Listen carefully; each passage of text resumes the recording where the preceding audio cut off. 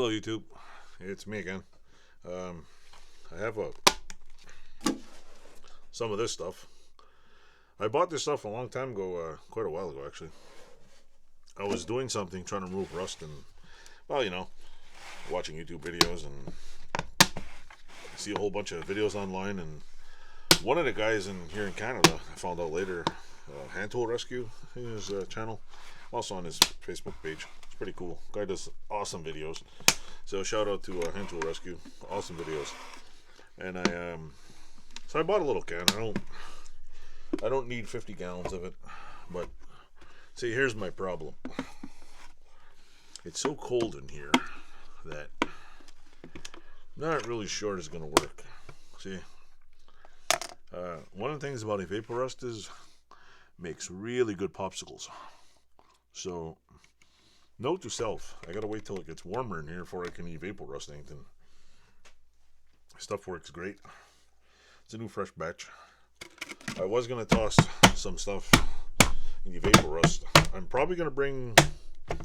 I have another little weird little, I don't know, semi crappy little setup at my house where I do some things, like if I have to spray paint something, I'll do it in there. I'll probably bring this home and drop a few of my what do you call it? Brain fart.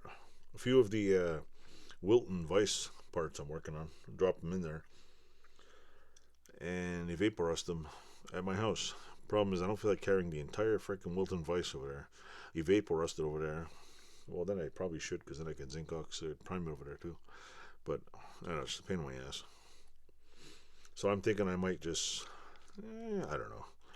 I mean, it's a toss-up. Do I Evaporust the whole thing, do bare metal, or I just scrape it off as much, wire brush as much rust off it and just zinc oxide and prime it? But there's two camps in doing it. Like, if I'm going to do this, put this in Evaporust, I might as well either do it right or go home. There's a lot of, I've got it down to pretty much bare metal, just like the end piece. I think the base, swivel base, will fit.